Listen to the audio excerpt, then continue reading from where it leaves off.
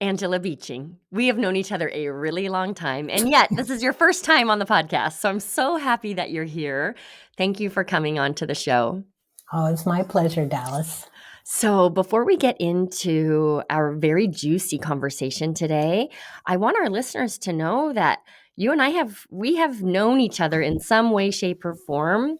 We were talking right before we hit record, and I think it's 11 or 12 years we've known each other, which is incredible to me. It Yeah. was before I was a mom, but after I got married, I think somewhere in Yep. that. Yeah. Okay. Um, and it's just such a joy to know you. And my whole family knows you and knows your name. This morning at breakfast, I'm like, oh, I got to go. I got to call with Angela Beeching. And Andrew goes, ooh, one of your ride or dies is what he said. I'm like, yeah, totally. That's Angela. We definitely have a fondness for each other, and we go way back, as they say. All right. So with that context, we've been working together in various ways for a long time, but how's it been going for you in our latest rendition as a Hive member? What's the state of the union over there? Yeah. Well, I love the calls. I always get so energized by them. Yeah. And I'm working through material that we've done before, but I find each time it's like peeling an onion, there's new insights.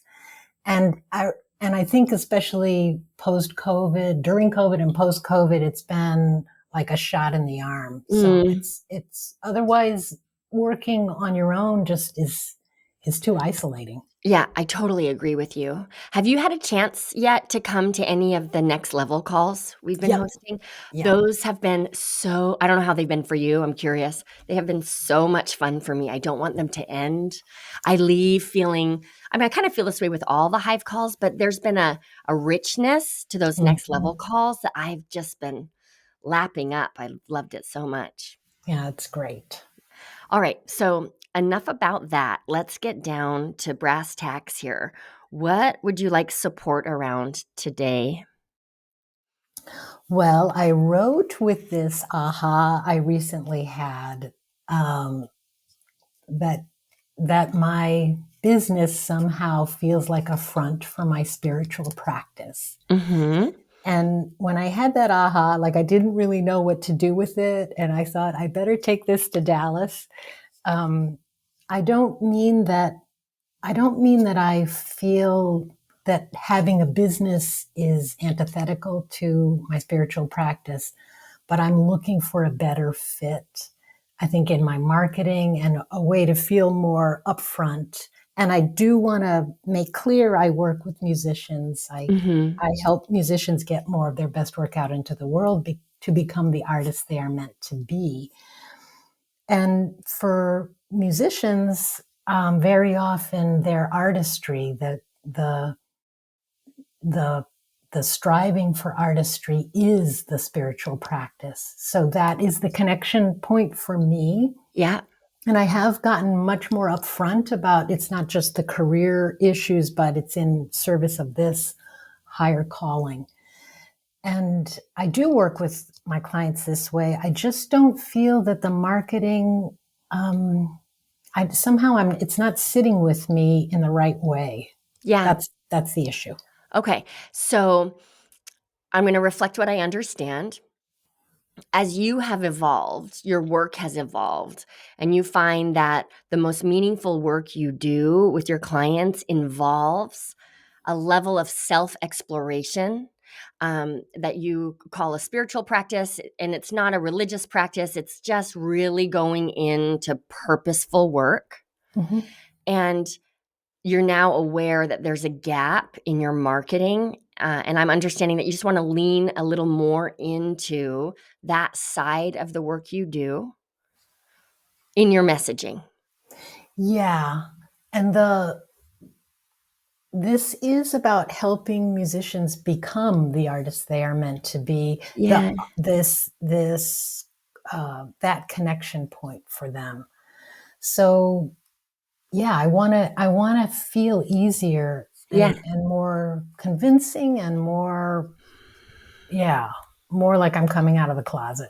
Got it. Got it. You mentioned earlier, and I think it's valuable to share for our listeners, that lately you haven't been as consistent as you would like with your marketing. And is it Right. accurate that a, a part of that is because you're aware that there's this messaging gap? So it's not that exciting or fulfilling to market the way you have been up until now because there's this piece of the message is missing. Yeah, I would say marketing was never my favorite Yeah, thing, right. Totally.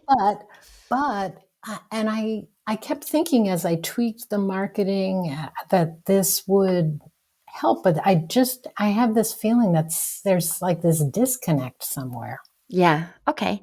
Well, Angela, let's do some coaching and see if we can find the disconnect. Okay. Tell me more about what it is you believe around this. So I know your work is about helping artists get like really uncover their artistry and get it out in the world. Take us through how this spiritual work is in service to that greater cause. Hmm. Um, that is the greater cause. So that is the spiritual work. So I would say the belief that I have is that musicians, like most people, don't think that they're creative enough. They don't think they have artistry in them. And so part of this is kind of re-education, I suppose, a different way of thinking about artistry and a Mhm. different way to be in relationship with your own creativity. Yes. So when I'm in relationship with my own creativity, how does that feed into my outward facing career goals, right? So you've got this course about getting a college teaching job, which does Mhm. not necessarily look like a spiritual practice. So can you Right. connect the you don't have Yeah. to say it right, but Yeah. how are those things connected for you? Right. With whether I'm working with people on landing a college job or getting more bookings, Mhm. right? There's this a big piece of that is how you write a bio, how you talk about yourself, and being able to talk about why you do the work that you do. And of course, for many people, it has nothing to do with a spiritual practice, but the what they want to connect, the way they want to connect with audiences, and what they want to bring to the world is this making a difference like that and getting the musician, the client that I'm working with, to really be able to say, why do I do this? Why am I so in love with music? What is it I want to bring to others? Mhm. So that is a big piece of the work. Got it. So, if you were sitting across the table from you, Mhm. uh, coaching yourself around what you just said, right? Yeah, So, as the artist, I got to dig into my why and understand my greater mission and infuse that into my bio and my resume and my message. How right. would you coach yourself? Because that's the gap that you're sitting in Yeah, right now, right? So, yeah. what would that conversation look like if you were your own client? Hmm.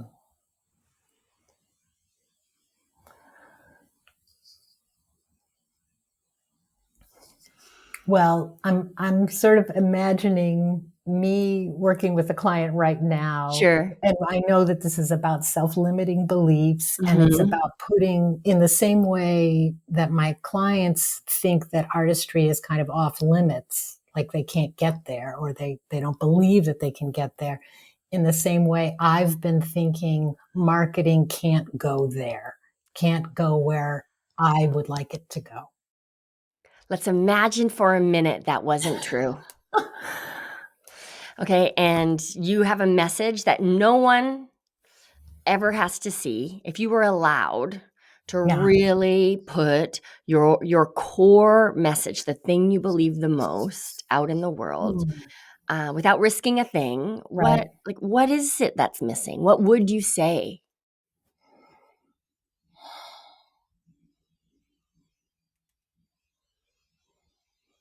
Hmm.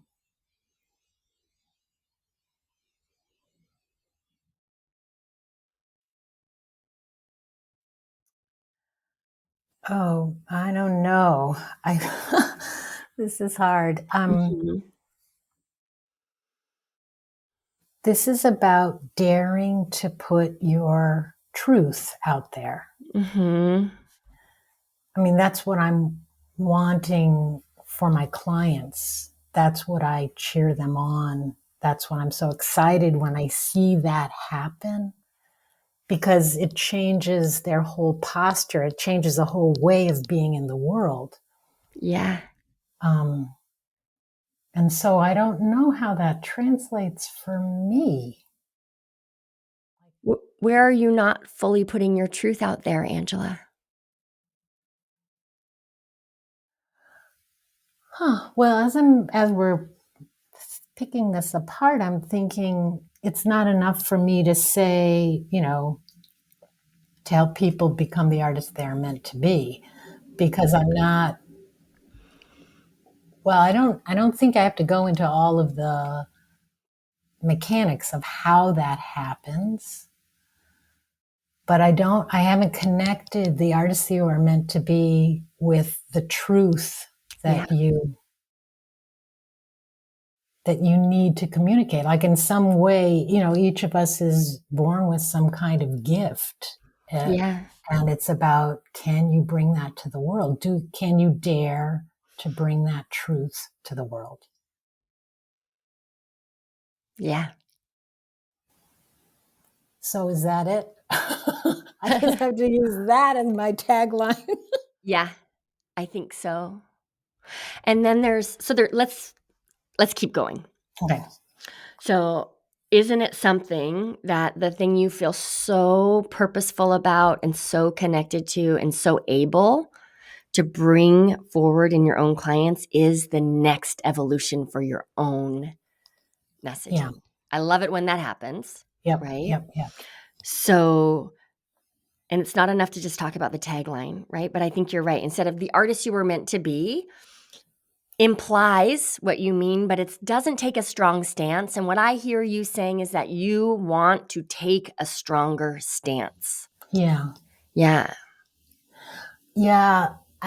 Um, I mean, as an example of this, Mhm. I have a whole list of podcasts that I've been on before or that I know that I could be pitching. And I just felt no like impulse to because I thought I don't have anything new. I don't, it's all just sort of cloudy. Yeah. And I'm still, I've got the book that I am still editing that my agent is waiting for. And, and it does deal with all of this. Yeah. So, Yes. yeah. Something's coming up for me that's very tactical, Hmm. and I'd love to just introduce it because it's coming up, and so there's a reason. I think a way to start to practice this in your marketing and in your messaging is I have this vision of an actor on stage breaking the fourth wall, right? Hmm. Or Yeah. having a little sidebar with the audience, right? Yeah. Wink and a nod, like we all know what's really happening here, right? Yeah. So it's just about bringing narration in. Let me see if I can give you an example. Perhaps you're on being interviewed on a podcast talking about an artist's resume, right? So, Hmm. like, very boring, very non spiritual. There is no deep work here on its Hmm. surface. Yeah. So, as you're talking about the structure of a resume or the mistakes musicians make with their resume, then you break that fourth wall and say, all right, so I know we're talking about the resume, and you could practice all of the tips I'm giving you. But if you're not standing in your truth as an artist, none of that matters. Even if the resume gets you the gig you're hoping to get, Mm. you're not going to be fulfilled there because you're not going to be honest in your artistry. So Mm. let's talk about what telling the truth Mm. might look like what standing in your truth might look like as you build out your resume. So it doesn't Mm. you're not throwing out all the years of knowledge you have about some of the practical elements of becoming a successful musician, but you're narrating that kind of like none of this really matters if you're not truthful and doing that work. Yeah, yeah. Well, the weird thing is that that does come up actually in CVs for college teaching jobs because it's the bullets describing your teaching. It's trying to get people to really admit this is what I do in my teaching. This is what's special. This is why I do it. And the why question always comes up in people's bios Yeah. and even in their, pitches for performances. And I was thinking that unpacking, I mean, the soft way to get started with this is I write a weekly newsletter. Mm-hmm. So I can absolutely do this. Mm-hmm. So what does doing it look like in practice? Um, I can narrate some of the challenges that I've had with clients and where those sticking points were and describe I mean I've and describe it in a way that's maybe more upfront. Yeah. And Can I you give it's me an example? Like, I well know I'm putting you actually on the spot. Mm-hmm. this was a newsletter just a couple of weeks ago. I had gotten a testimonial from a client from I worked with 4 years ago, Mm. and he's a conductor. He's a terrific musician, and he had just gotten like really high profile artist management. And he reminded me when he wrote to me that I had told him, because I basically was saying, you don't want to have that as your first um, goal. That's not a reasonable primary goal to have. Right. And I said to him, and he quoted this back to me. I was like so brutal. Um, I said, you have to accept the fact that you may never find artist management. And he wasn't writing this because he was saying, nah, nah, nah, I got it. He's He saying, wasn't I'm sticking it to you. right. He said, I'm writing to say thank you because I understand why you said that and what this process was really about.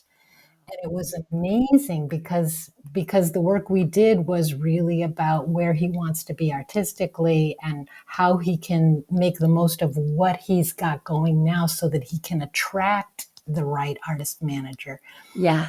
And it was so wonderful to get this thing from him because some clients you don't know, like I don't know whether I failed him or whatever, but it was so great. Mm. And I think with many clients, there's a challenge around this that often comes down to what either what they need to own in themselves that they haven't really stepped up to, or a fear that they have that they don't want to address or whatever. These are the things that are there. Right. And is it accurate? Am I understanding that the philosophy here, or the truth, to use your language, is as a musician, you can pursue this client could have pursued artist management Yep. and gotten it earlier or not. But the belief here is without the deeper work, getting it is not going to change you. Yeah. Yeah. He said, I don't remember, I don't have the quote exactly. He said, it's really all about the artistry. Like that's the work that's the real Yes. work that has to happen. And he was Yes. there, but he wasn't, it's like there's the material world that we want to make headway in. And I'm all for that. Yep. But you want to have this higher goal. It's a higher calling because it's for a lifetime. There's going to be ups and Mhm. downs, but you want to stay the course to really do the work. Yes. Got it. So, Angela, we've talked a little bit about some practical ways you can begin to practice this. Very early on in our conversation, you got yourself to a place where you realize, oh, it's about telling the truth. It's not about being the artist you're meant to be. It's about being truthful, and the artistry is everything. You get to artistry through truth. I'm just wondering what permission needs to happen for you in order for you to walk your talk here a little bit. Well, I think the worry that's in my head right now is telling your truth is kind of like code. It makes sense to me, right? But Mm-hmm. it's so I don't really know how that would fit into the tagline. Maybe it doesn't have to fit into the tagline, but I guess what I'm wondering, I feel like it's a big thing to explain. Mm-hmm. Yeah. It never gets explained in a tagline. It would be inappropriate Okay. to try to do so. So Okay. this is where the awareness ladder comes in. I'm going to Okay. fill our listeners Okay. in case this is the first episode they've ever heard. Yeah. Yeah. Yeah. So when you think about your dream client, everyone, they are ready to invest in coaching, but more importantly, ready to be successful in the work when they're standing at the top of the awareness ladder. Okay. At the top of the awareness ladder, your client is solution aware. They believe they're capable of being a truthful artist. They believe that even though artistry seems elusive, the striving to get there is what matters. They trust themselves enough to know that with the right support, they can have the thing they want. So that's at the top of the awareness ladder. In the middle of the awareness ladder, an artist is not solution aware yet. They're like solution curious. They're problem aware, right? Yeah. So, what are they aware of? They are aware that maybe the circumstance they're in doesn't have to be the way. They're not totally convinced that it's a sure thing. They're not totally convinced yet that a solution is out there, but they are aware that change could happen. Hmm. And then at the bottom of the awareness ladder, this is someone who is pain aware or unaware. They believe that this is how the world works. Artistry is elusive, and I'm going to walk through the world suffering for this art that I'm never actually going to even be able to attain. That is the life of the artist. So, at the bottom of the awareness ladder for our listeners, that person is not ready for coaching. They're not broken. There's nothing wrong with them. They just have a journey to go on to open up their heart and mind and learn a little bit more about what's possible. And we help people climb the awareness ladder through our consistent content and our messaging. Hmm. So, what are some core beliefs your dream client needs to hold standing at the top of that awareness ladder? Okay. So I just have to say, Yeah. listening to you do all of that, what it brought up for me is that most of my clients come in with a concrete goal for their careers, which is perfectly fine. I'm fine with that. And what I've been doing is delivering not just what they want, but what they need Yeah. as well. So I've been flirting, I would say, with the marketing, with inserting the what you need and trying to find a way to like layer that in to my newsletters and Mm-hmm. whatever else I'm doing. Um, and and I guess I am worried about saying, you know, I'm the coach who can help you become the artist you're meant to be. Because artistry is elusive. Um, hmm. I think because doing this work is, I want to say doing this work is a little slippery. And Uh-huh. so having it attached to the concrete goals of, I want to improve my promotional materials gives us the perfect platform to say, okay, who are you really? That's what the better promotion materials are about. Got it. Okay, And keep yeah, going. Go ahead, Angela. so what I'm thinking is this is, I, yeah, I guess I'm trying to figure out how to because I think this does work, the way I've been going. It's just that I want to have a more elegant way of that connecting point. Yeah. What I'm understanding based on what you said is the way and you're proof of it, right? You're working on your third book, is that right? Second. A second book. Okay. The way you've been marketing up until now has been working. And it hasn't limited you from doing this deep work once someone has hired you. So there isn't when we look at the clients and the messaging, there's no problem here, except you feel incomplete. Yeah, and what the only other thing that I'm thinking is it is a long haul between when clients first, if I get them on my mailing list, Oh, before they're like really, really ready. right. So I might hire you and say, no, I actually just want help with my CV. I don't want to go there. Yeah, maybe, or they just realize this sounds like that. This sounds like heavy work. Yeah. Yeah. Yeah. So is there a concern there then that if you start to bring this truth into your messaging that you will repel potential clients? Hmm.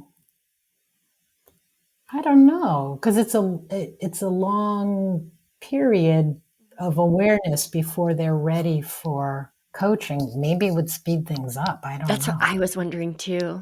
If Yeah. speaking more into this actually will help them climb the ladder more quickly. Yeah. Because I'm hearing you say they all get there, Yeah. but it can take a while. So how do we center them and speed up that process for them? Oh, We're more yeah. open about it. Yeah. I think maybe it's like what you said earlier about the fourth wall piece is Mhm. like side by side. If I'm going to be talking about the mechanics of a bio, what are the real results that we get from this? Yes.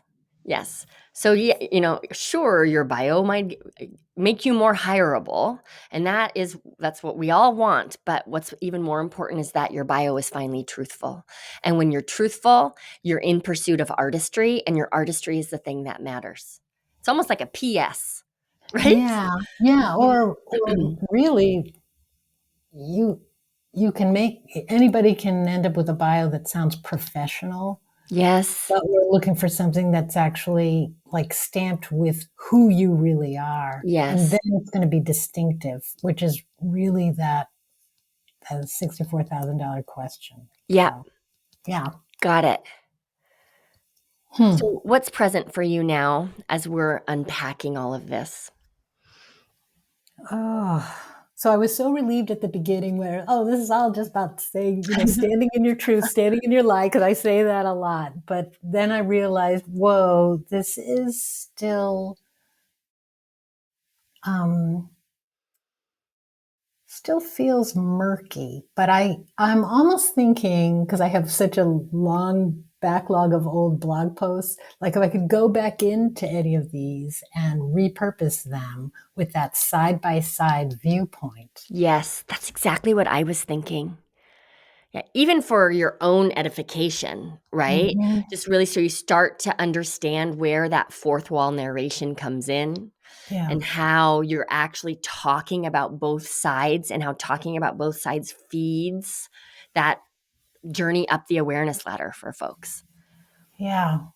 And I teach these tools, these systems of visualizations and everything that Mhm. I learned from these two fabulous therapists. And I think that's the other thing that I always think, oh my God, it's a little woo woo. So I often, like if I'm introducing this to a client or even in one of my monthly clinics, I will say, this may be a little too woo woo for you. And 9 times out of 10, people say, oh, bring on the woo. I can't get enough of it. So I notice that I shy away from that. So Yes. And it's your truth. yeah, So you yeah, have it sounds like you are accepting the invitation to do more of the thing you help your clients do. yeah, yeah. And I think, um, I worry that I am not like really seeing, not really believing the possibility for this client. Because on the one, intellectually, I believe, I see it, I sense it, but I think at times I'm fearing that, oh my God, I don't know if they're going to get there. And I don't want to be in that place. Yeah. So, What does get there? What is there? Like, what does get there mean? um, uh, the be able to achieve their goals, whether it's in the time that we're working together or past that. I think sometimes I just have these doubts that come in, either doubts about my ability to get them there, or worry that what is really possible. What I'm understanding based on our conversation today, though, Mm-hmm. is number one, those doubts are truth. That's just real. You will have clients who will not achieve their goals, Right. period, for a whole host of reasons. Yeah. But what I'm hearing you say is it's not about, this sounds so cliche, but it's not about when you are being truthful and pursuing the full expression of your artistry, there actually is no there. There's no finish line. That's Right? right. You're not accomplishing anything, you're Yeah. living it, you're striving. I know you and I have had conversations about the word striving, but you're like Yeah. you're reaching for Right, it right, every right. day, and that is the there. Yeah. Yeah. Okay. So glad you're catching me on this, because you're right. That is what I believe. And what I fear is that that's not satisfying for the client. Like that one who wrote to me. I mean, 4 years later, he's exactly in a great place, but that's a moving target. Yeah. Yeah. So yeah, that's a really good point. And that's what that's welcome to living Yeah. a truthful life. Right. Right. Right. Yeah. My brain is just on fire right now with this conversation, so I'm not being very linear, and I want to apologize for that. But I also want to share the inspiration that's coming through. Mhm.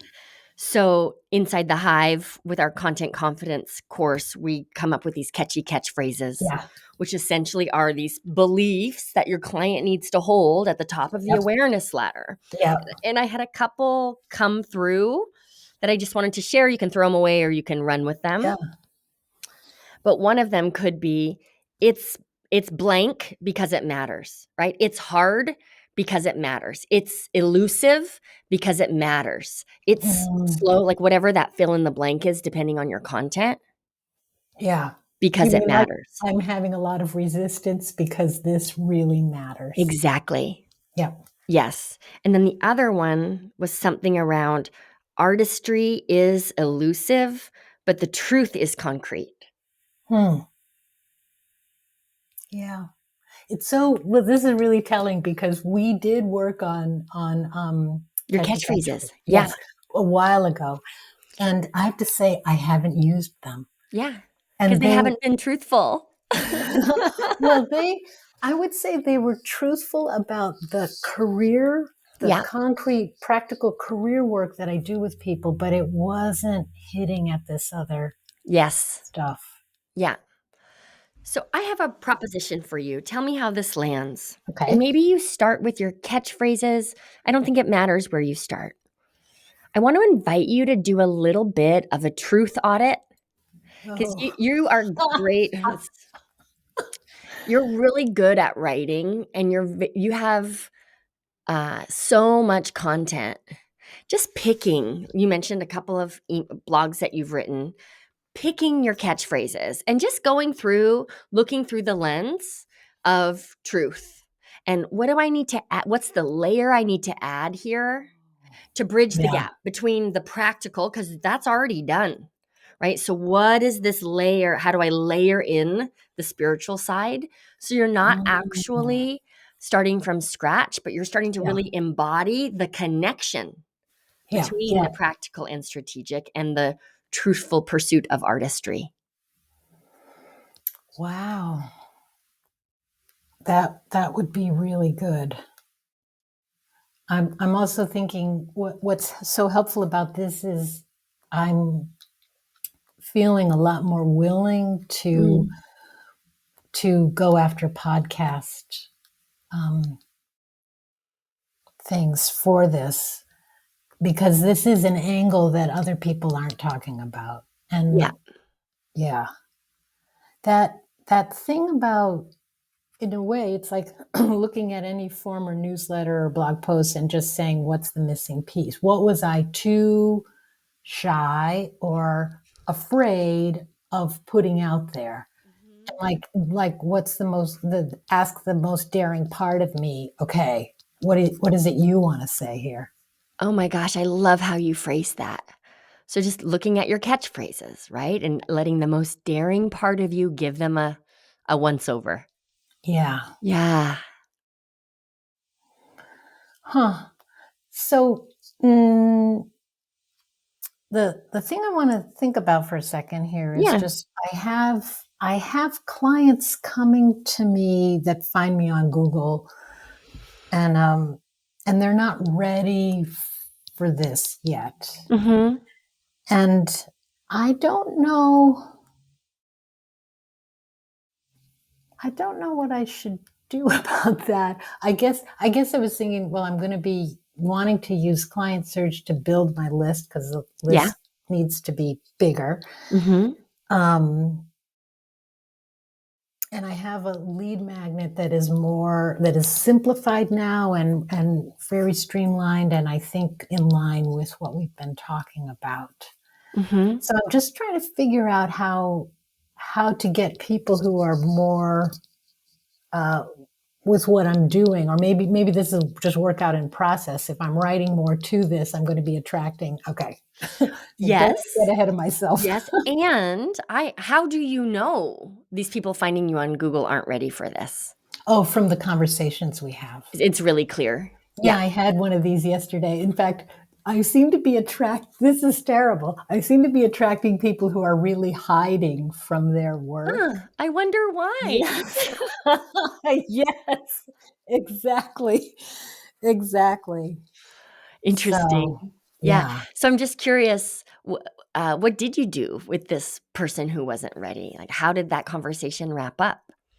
Well, um, I've been really trying to just pay attention to my intuition. If it's Yeah. saying this person is not for me, this is not for me. So I wasn't going to invite him, but he wanted to hear about the programs, and Mhm. I think I've said to him, I'm just not quite sure that you're ready for this, yet.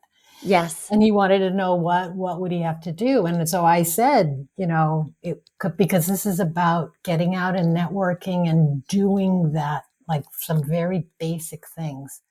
So I basically gave him a challenge, but not a date that I was going to check back in. I'm leaving it up to him Mhm. because I Mhm. I don't I couldn't tell. This is what I'm often, I don't know, trying to assess how deep is the resistance for this person, and how self-aware are they that this is what the issue is. Yeah. So I Yeah. don't want to be eliminating or putting people off who don't have the potential. It's just that yeah, it's whatever my gut is saying. Yeah, and then I think the layer to add, if you're not already doing it, is again to practice truthfulness, Yeah, right? You're not ready, and then say the thing I'm most passionate about is truth in artistry, and that requires deep self-reflection and uncomfortable work, and I yeah, can't tell right now if that part of my process is the right thing for you. yeah. Otherwise, Great. people who aren't ready are gonna leave thinking, "Oh, I guess I need to book more gigs." Like, they're gonna think it's something external when Yeah, really it's something internal, and it's your job to get them on the next rung of the awareness ladder, which is just yeah, introducing them to this gap. yeah. Well, I I think what was going on in my head, like the thing that I wanted him to be able to do was to do 5 of these networking calls. Uh-huh. But what that would really involve is for him to be able to say who he really is, what he has done, because he wasn't owning any of it. Yes. So I knew that those five calls would demand of him all of this stuff. So it's interesting. Like I probably will reach out to him in a few weeks just to check on how things are Yeah. going. Yeah. But I like what you're saying. I think that conversation of when it's not the right fit and how to finesse it Yeah. has been an issue Yeah. too. And it's just letting the brave part, did you call it the bravest part of you or the most courageous? Daring, right? Yeah, Letting the daring part of you take the conversation over and I'm just like throwing your medicine right back at you yeah, over and over again here. But if you're not doing that, Angela, you're not being truthful. yeah. So got to recruit the inner bitch. Yeah, there So we go. Okay. So just to wrap things up for our listeners and for you. So for our listeners, maybe for you, it isn't about spirituality being an essential component of the work that you do, but I know I relate to this conversation. For many of us, there's a part of us that isn't as truthful or visible as we know we could be. And that's holding us back in some way. For Angela, it was making you be inconsistent in your marketing. You weren't really motivated to pitch for podcasts because the conversation you mhm. were pitching doesn't really matter to you. So I want our listeners to just think about how this conversation applies to the way you're showing up for your audience and for yourself.